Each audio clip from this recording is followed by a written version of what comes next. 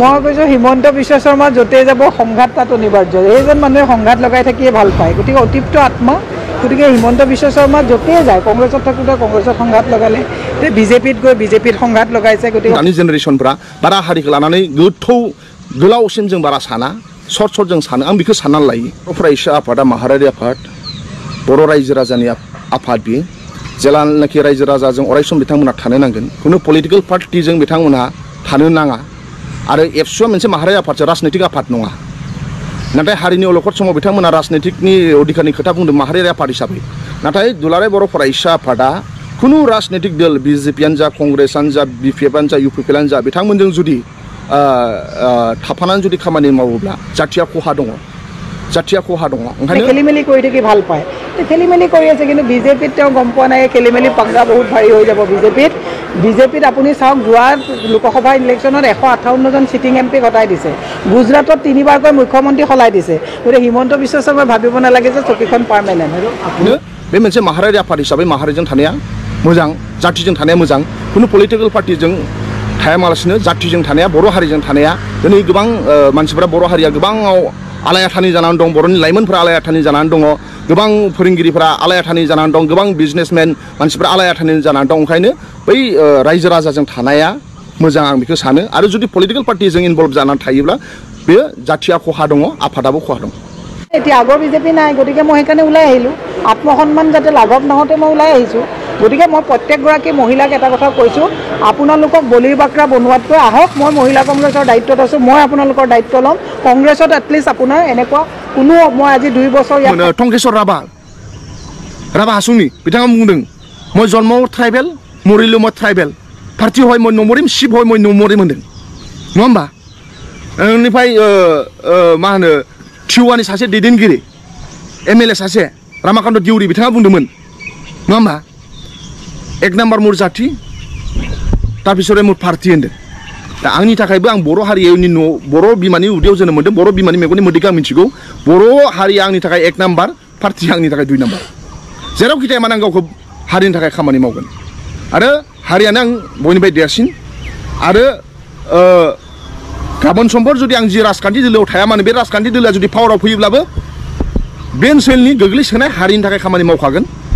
गुबुन फिसा फिसा ट्राइबेल हारिफोरनि थाखाय खामानि मावगोन, जायनाखि जोंनि दैदेनगिरिफ्रा नायसनाखै, जायनाखि जोंनि दैदेनगिरिफ्रा खम सुबुं अनजिमा, जायनाखि फेक्टर नङा, एमएलए सासेबो गैया, जेबो गैया, बैबादि फिसा फिसा ट्राइबेलफोरा दिनै बिराद, बिथांमोना हारांखुल जाथि दं, हारांखुल ट्राइबेल आसामाव, डिमा हासावआव, बिथांमोननि जाना रावबो भइस बुङा। रियांफोर, बिथांमोननि जाना रावबो भइस बुङा, नङा होमबा? दिउरिफोर, नङा होमबा? फिसा फिसा ट्राइबेलफोर दङ, बिथांमोननिबो जानांगौ जों खोथा बुंनांगोन। आरो बर'फोरखौ होनो big brother of the tribal community होनना सामोनो। दा ओंखायनो जोंनि माखासे हारिनि दैदेनगिरि बिथांमोना एबसुआनो जा बा बिटिआर खुंथायानो जा, बिथांमोना फिसा फिसा ट्राइबेल हारिखौबो नायसननो नांगोन, जायनाखि फिसा फिसा अनजिमा, खम सुबुं अनजिमा रियांफोर दङ। बिजेपिआव आथिखालाव गोबां हाबनायखौ यास नुदों। नाथाय आं साफ्रोमबो जाय बिजेपिआव हाबदों, बेखौनो आं खावलायनो सानो जे बिजेपिनि आइडिय'लजिया मा, बिजेपिआ मानि थाखाय जोनोम जादों। बिजेपिनि आइडिय'लजियानो जाहैबाय मा होनो, 1 नेशन, 1 लेंगुवेज आरो 1 रिलिजन। भारताव मोनसेल' मा होनो धोरोम जानो नांगौ हिन्दु, मोनसेल' लेंगुवेज जानांगौ हिन्दी, नङा होमबा? आरो मोनसेल' नेसन जानांगौनो। दा भारत देशआ गुबुन गुबुन हारि माहारिजों थानाय मोनसे देश, नङा होमबा? जोंहा मोनसे आलदा भाषा दङ, जोंहा मोनसे आलदा धोरोम दङ। आरो धोरोमा भारतनि संबिधाना बे टटेलि एगेन्स्ट बिथांमोननि आइडिय'लजिया। भारतनि संबिधाना मा बुंदों? भारताव जोनोम मोननाया साफ्रोमबो मानसिफोरा गावबा गाव मोनसे चइस रिलिजन, बे मोनसे गावबा गाव चइस, नङा होमबा? आं मा रिलिजनजों थांना थानो मोनो, माखौ कम्फर्ट मोनो, बेखौ थांना थानाय गावनि मोन्थाय, नङा होमबा? आंनि भाषाखौ फोथांना दोननाया, बर' भाषायाबो मोनसे कनस्टिटिउसनेल राइट, जोंहा फोथांना दोननांगौआ, नङा होमबा? दा बे बिजेपिनि आइडिय'लजिया जाबाय 1 नेशन, 1 लेंगुवेज, 1 रिलिजन। बे जोंनि थाखाय मोजां नङा। दिनै जों जुदि सानोब्ला भारत देशआ मानि थाखाय थांनानै दं? भारत देशआ जाबाय साउथ इण्डिया, रिभिनिउ बिराद हरो। तामिलनाडु, केरेला, आन्ध्र प्रदेश, तेलेंगाना, बिथांमोना गोबां रिभिनिउ हरो। মানুহে অশান্তি দি থাকে, এদিন নিজেও অশান্তি পাব। আজি তাৰিখত ৰাজেন গোহাঁই ডাঙৰীয়া যিমান অশান্তিত আছে, মোৰ বিশ্বাস হিমন্ত বিশ্ব শৰ্মা আৰু পীযুষ হাজৰিকা বেছি অশান্তিত আছে। কাৰণ আজি ৰাজেন গোহাঁই ডাঙৰীয়াক দিল্লীলৈ তলব কৰিছে। মই ভালকৈ জানো ইয়াৰ হিচাপটো কি এনেকুৱা হয়। নৰেন্দ্ৰ মোদীয়ে বিৰাট পাৱাৰফুল বুङो, দেশनि প্ৰাইম मिनिस्टार। तामिलनाडुआव थाङोबा दिनैसिमबो गो बेक होनो। तामिलनाडुआव बेसेबांबा एमपि सिट दङ सासेबो देरहानो हायाखै केरेलायाव एमपि सिट सासेबो देरहानो हायाखै तेलेंगानायाव बिथांमोना हाया आन्ध्र प्रदेशआव सासेबो एमपि गैया बिथांमोना मानो मानोना बिथांमोना बुङो हिन्दी भाषाखौ जोंनो जाबसिनना होनो नाङा जों कम्पालसरि रिलिजनाव थाया रिलिजना जोंनि चइस होनो बिथांमोना दा ओंखायनो दिनै बयनिफ्राय जौगानाय जायगा होनोब्ला साउथ इन्डिया नोंबो थांना मोजां मोनो आंबो थांना मोजां मोनो नङा होमबा बेमार आजार जाबा साउथ इन्डिया जोंनि बाय आसामनि मानसिफोरानो बर'आनो जा गुबुन गुबुन हारि माहारिया साउथ इन्डियाआव सोलोंथाइ लाना फैदों एडुकेसनाव बिराद डेभेलप मा होनो बेंगलरा जाहैबाय मोनसे हाइटेक सिटि नङा होमबा हायद्राबादा मोनसे हाइटेक सिटि बयनिफ्राय नाम्बार 1 हस्पिटाला बिसिनाव दं बयनिफ्राय मोजां मोजां इन्जिनियार कलेजआ बिथांमोनाव दङ बिथांमोनाथ' बिजेपि सासन खालामाखैना बिथांमोना सोलोंथाइ मोननाय दिनै केरेलाया 100% लिटारेसि रेट बिथांमोना कुइसन सोङो जोंखौ मा डेभेलपमेन्ट खालामगोन जोंनि लेंगुवेजनि थाखाय मा खामानि मावगोन बर' भाषानि थाखाय बिजेपिया मा खामानि मावगोन बे ओनसोलनि थाखाय मा खामानि मावगोन ओंखायनो बिजेपिया माब्लाब्लाबो one nation one religion one language थिउरिया मोजां नङा बिथांमोना सारा भारतआवनो हिन्दी भाषाखौ जाबसिनजोबनानै अकल मोनसेल' भाषाया थांना थानांगौ हिन्दी बे जोंनि थाखाय मोजां नङा जोंहा स्टेट लेंगुवेज दं जोंहा लकेल लेंगुवेज दं जोंहा मादार टां लेंगुवेज दङ दा ओंखायनो बे जोंनि थाखाय मोजां नङा आरो बयनिफ्राय देरसिन बाथ्राया जाहैबाय जेपि नाड्डाया बिहाराव गावसिनि एक्जिकिउटिभ मिटिङाव बुंदों भारतआव मोनसेल' राजखान्थि दोलो थागोन बेयो बिजेपि थांना थागोननो आरो जुदि जारिमिनखौ नायोब्ला भारतनि जारिमिना बयनिफ्राय फुरना लोगोमोन आकालि दल पान्जाबाव बिजेपिजों लोगो जाबाय शेष जाबाय पावारावनो थायाखै शिबसेना बयनिफ्राय मोजांसिन लोगोमोन बिजेपिनि महाराष्ट्रआव मा जाना थांखो शिबसेनाखौ गावस्रा होजोब्बाय उद्धव ठाकरे आरो एकनाथ शिन्दे नङा होमबा जायनो बिजेपिजों लोगो जादोंना बे आन्सलिक दलफ्रा शेष जाजोब्बाय ओंखायनो जों सोलोंना लानाया मोजां बिहारनिफ्राय नितिश कुमारा बिहारनिफ्राय ओंखायनो मालाय गावसिनि मोननै दोलोआ ज' जादों नितिश कुमार आरो लालु प्रसाद यादवनि दोलोआ ज' जादों আৰএছএছৰ যিটো গাঁঠি লাগিছে হিমন্ত বিশ্ব শৰ্মা এই গাঁঠিটো এতিয়া টান গাঁঠি হৈছে এইটো খুলোতে বহুত কষ্ট হ'ব গতিকে হিমন্ত বিশ্ব শৰ্মাই ভাবিছে बिहारनि रायजो राजानि खोथाखौ बिथांमोना सानदों ओंखायनो दिनै बिजेपियाव दङ बिजेपिया जोंनि थाखाय मोजां नङा बिथांमोनहा फुरा ट्रेनिं होयो मिथिबायना बिथांमोना जोंखौ सिगियो मिथिबायना जे हिन्दुआ खाथ्रायाव दं होननानै बिजेपि जोनोम जायैनि सिगांनिफ्रायनो भारतआव हिन्दु दङ नरेन्द्र मदिया बुंदोंमोन जे 2014आव जुदि भारतआव बिजेपि सरकार फैयोब्ला गुबुन इलिगेल हाबनाय मानसिफ्रा बायरायाव थांजोबनांगोन CAA नि गेजेरजों बिथांमोना लाबोनोसो नाजादों नङा होमबा ओंखायनो दिनै बिथांमोना हिन्दी भाषाया हिन्दी मिडियामा कम्पालसरि जानांगौ होनना जाबसिन नाजादों बे जोंनि थाखाय मोजां नङा ओंखायनो जोंहा धोरोमखौ लानानै मालाबाबो जोंनि गेजेराव गुलाय गुजाय गैया जोंनि सानसुमैफोरनि खोथाखौ लानांगोन बिजेपिनि आइडिय'लजिया मोजां नङा बिजेपिया एन्टि भारतनि संबिधाना जि खोथा बुङो बिनि एगेन्स्टआवसो बिजेपिनि दैदेनगिरि बिथांमोना खोथा बुङो आरो जोंखौ जोंनि ब्रेनखौ बिथांमोना कन्ट्रल खालामनो नाजायो जेरावनाखि साउथ इन्डियानि मानसिफोरनि ब्रेनखौ बिथांमोना कन्ट्रल खालामनो हाया बिजेपिया जोंनि थाखाय मोजां नङा मिथिबायना आं लुबैयो पार्सनेल हिसाबै कास्टम बसुमतारी हिसाबै जोंहा खुनु बिजेपियाव थांनो नाङा कंग्रेसाव थांनो नाङा बिपिएफ नङाबा इउपिपिएलआव था आरो मोननैबो ज' जा आरो आंबो रेडि दङ बर' जाथिया रेडि दङ मिथिबायना जाथि लुबैनाय खामानिखौसो आंबो मावगोन जुदि दिनै जोङो बर' जाथिया ज' जायाबा जों सेसखा बिहारा बेसेबां सुबुं अनजिमा थानाय सारा भारतआवनो बिहारि मानसिफोर दङ आइएएस अफिसार हाइस्ट बयनिफ्राय बांसिन आइएएस आइपिएस अफिसार भारतआव बिहारनि बिथां मानसिफ्रानो गिदों बिजेपिखौ जोंनाव हाबनो होआ बिजेपिया बिहारिफोरनि खोथाखौ जेबो साना होनदों तामिल मानसिफोर केरेलियान इडुकेसनाव हाइस्ट बयनिफ्राय केरेला मानसिफोरानो बुंदों बिजेपिया जोंनि थाखाय मोजां नङा गावसिनि भाषाखौ जाबसिननो नागिरो होननानै गावसिनि आइडिय'लजिखौ प्रमट खालामो होननानै जोंहा मोनसे आलदा धोरोम दङ आलदा मोनसे राव थुनलाइ दङनो जों बादिया बर'आ ट्राइबेलफोरा जखायसेल' ट्राइबेलफोरखौ इजिलि बिथांमोनहा कन्ट्रल खालामनो नाजायो ओंखायनो जोंबो हायोब्ला बिपिएफजों इउपिपिएलजों ज' जायोब्ला गोबां बर' बिमाफ्रा गाबगोन मेगना मोदै गगोन जों ज' जायोब्लासो जोंखौ गिगोन दाखालि बावदै महाराजानि दैदेननायाव त्रिपुरायाव महाराजानि दैदेननायाव ज' खालामदों बिथांमोना गोबां आइपिएफनि लिडारफ्रा फैजोबदों खावसे आइपिएफनि लिडारफ्रा फैजोबदों बिजेपिया थोर गिदों सारा नेसनेल मिडिया मानसिफ्रा फैजोबदों सेल्युट होदों त्रिपुरा मथाफोरखौ दा बर'फ्राबो इउपिपिएलजों बिपिएफजों हायोब्ला ज' जालाय इसुआ जोंना मोनसेयानो गावजों गाव बिदा फंबाय फर्मुला दरन 5 बोसोराव नों आराय बोसोर सिम जा नों आराय बोसोर सिम जालाय फर्मुला दरनलाय nothing is impossible every problem has a solution होनदों मोनफ्रोमबो प्रब्लेमनि गेजेराव सल्युसन दङ हारिया थांना थानाय नङा बिजेपि बादिजों हारिया मालाबाबो थांना थानाय नङा बिजेपिनि आइडिय'लजियानो मोजां नङा आरो जारिमिननिफ्राय जुदि नायोब्ला मा मावखो जोंनि थाखाय मोजां नङा ओंखायनो आं बुङो जायफोरबो दिनै बिजेपियाव हाबदों हयथ' बिथांमोना आइडिय'लजिखौ मोजाङै मिथियाखै बिथांमोननि आइडिय'लजिया मामोन आरो बिथांमोननि RSSआ मा मावनो नाजायो आरो जोंनि राव हारिमु थुनलाइ जोंनि मुंख्लंफोरनि सिमां मुंख्लंफोरनि सायाव बिथांमोना बेसेबां सनमान दङ आरो दिनै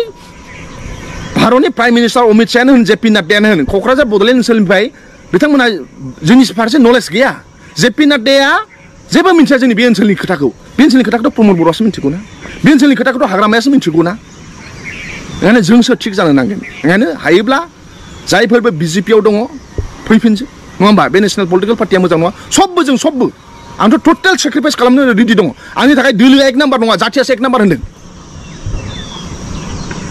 मिथिबायना जि दोलोआवनो थाया मानो जाथिनि सुसुमाव अराय सम दङ आरो जोङो फिसा मानसि हिसाबै आं खावलायो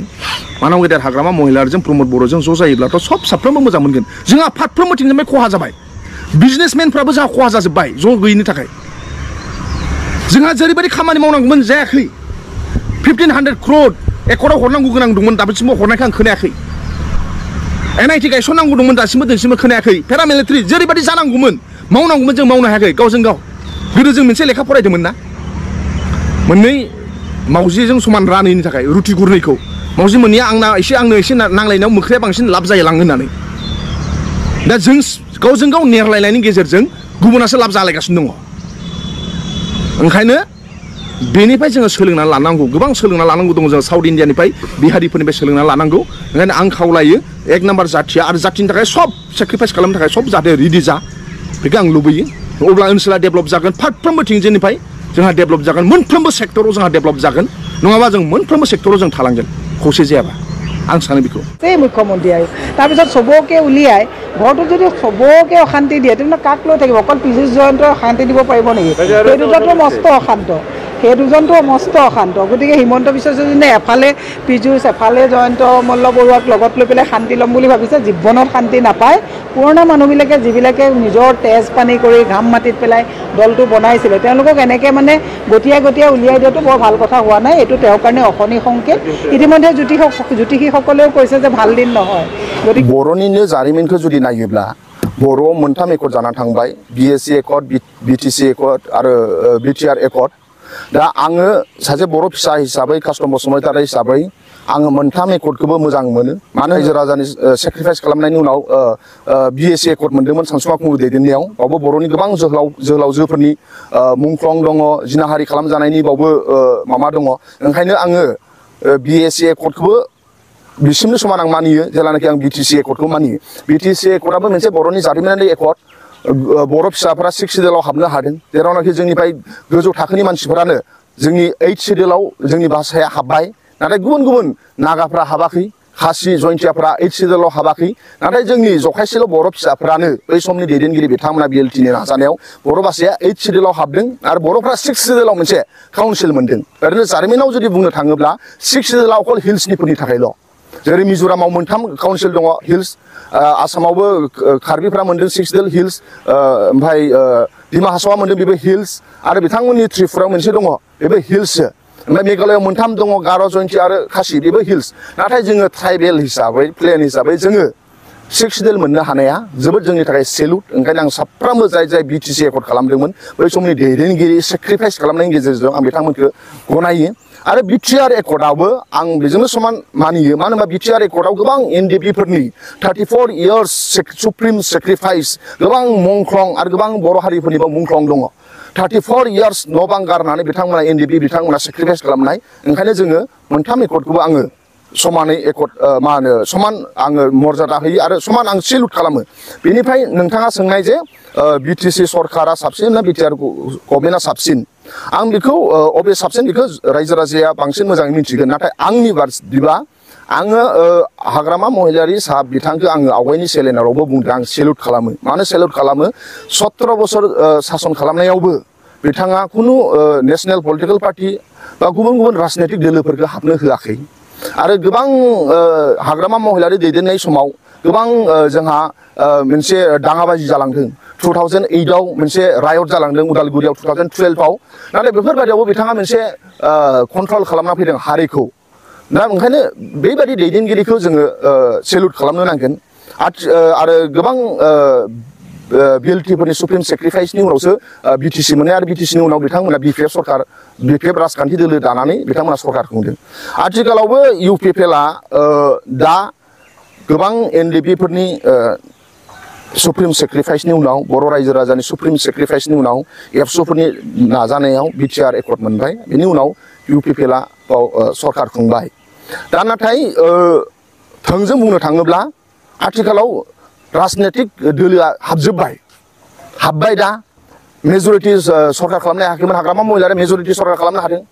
हाग्रामा महिलाया दैदेननो कंग्रेस हाबनो हायाखै बिजेपि हाबनो हायाखै नाथाय आथिखालाव ডাঙৰীয়াই তেওঁক গৌৰৱ গগৈতকৈও বেছি দিছিলে তাৰপিছত তেওঁৰে চকীখন হিলাই দিলে গতিকে তেওঁ মানে এনেকৈ থাকি পেলাই ভাল পায় কেতিয়াবা মানুহৰ এটা নেচাৰ হৈ যায় মানগোনাं प्रमद बर'नि दैदेननायावबो बिजेपिआबो हाबबाय गुबुन गुबुन दोलोफ्राबो हाबबाय जेरैबायदि शक्तिशाली जानांगौमोन आवगायनिफ्राय दा खम जादों